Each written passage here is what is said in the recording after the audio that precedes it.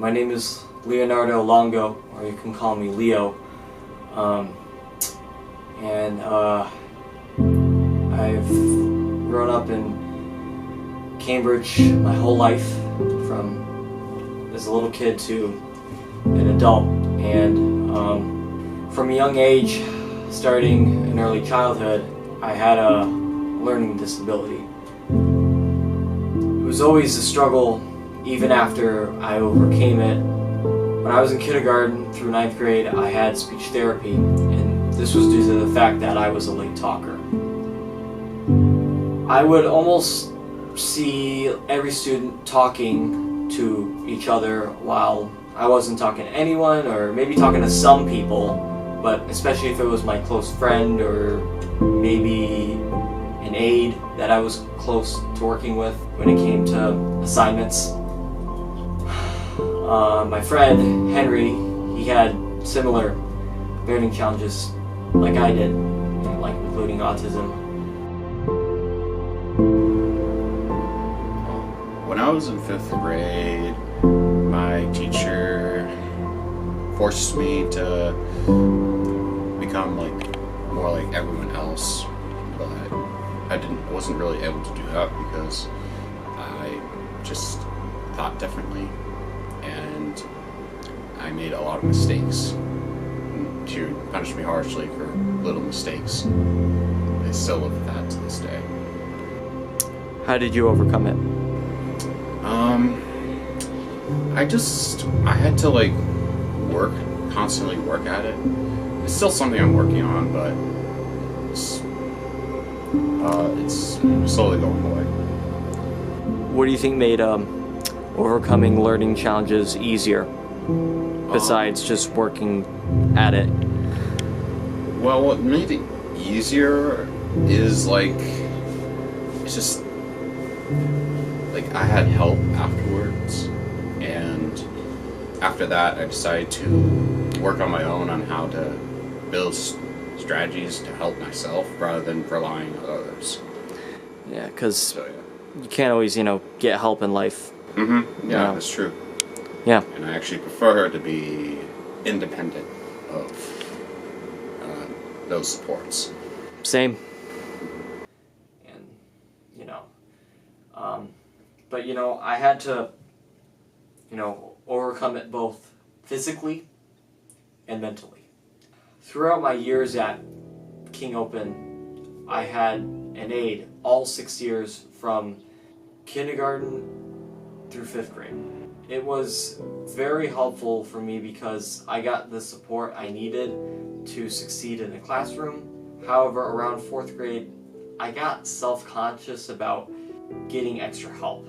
I was embarrassed having an aide in a classroom full of kids without, extra help when it came to academics.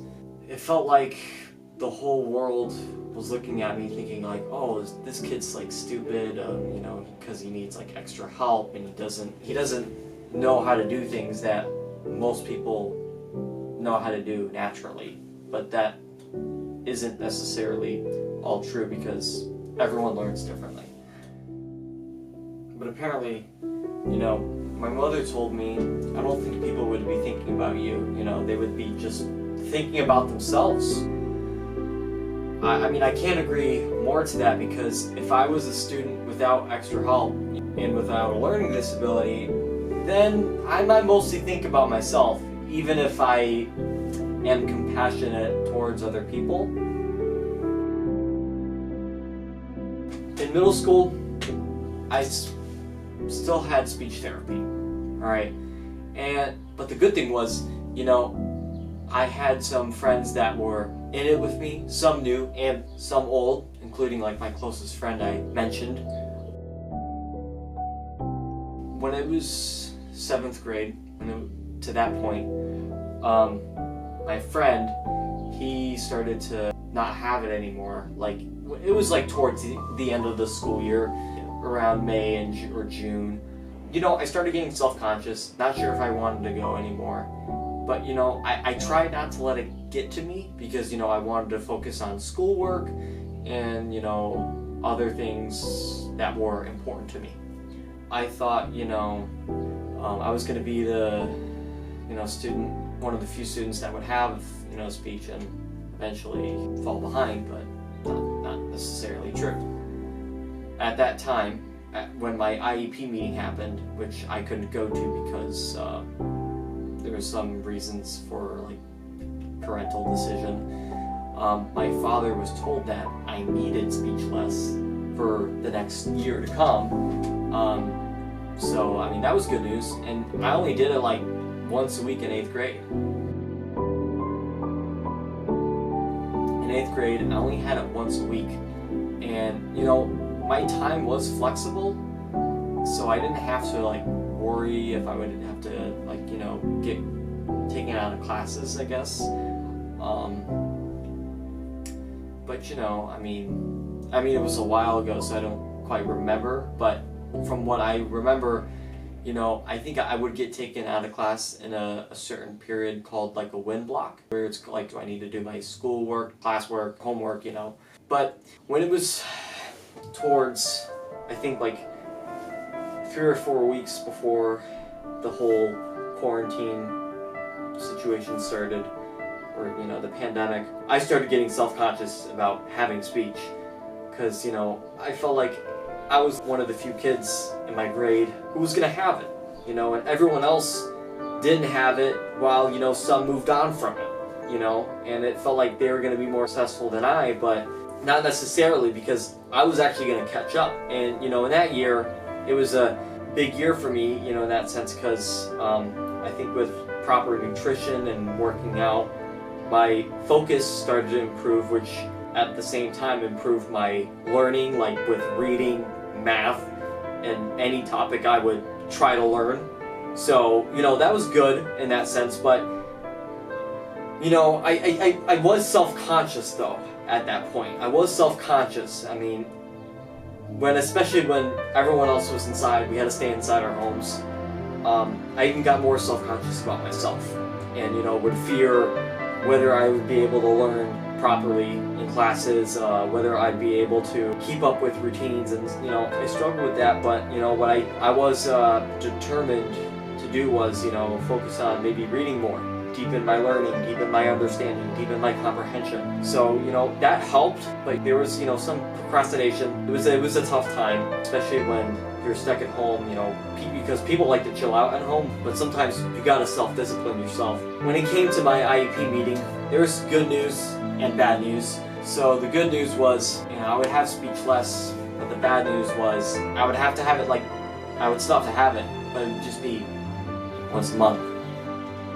But, in that meeting, teachers, some staff were, asking me like,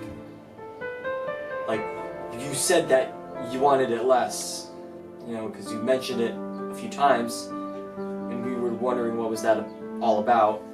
And my father, he mentioned to them, what I was going through, like, Leo just was self-conscious about his learning challenges and questioning his learning disabilities that, he's had to go through most of his school life when it came to academics, because that was always a struggle. Like, I would struggle with almost every class. My speech therapist and everyone else in the meeting that were like staff, they understood where I was coming from, and especially my speech therapist, she was like, yeah, I get it, and sometimes it's like, I don't want to pull him out of the class a lot because he's in classes and he doesn't want to have to miss what the teacher's trying to share with students when it comes to a lesson, upcoming homework, upcoming assignments, so that was totally understandable to them. But, just because I couldn't do IEP testing, the thing was, I would have to do it later on if the whole COVID situation improved, in which, at the time it wasn't,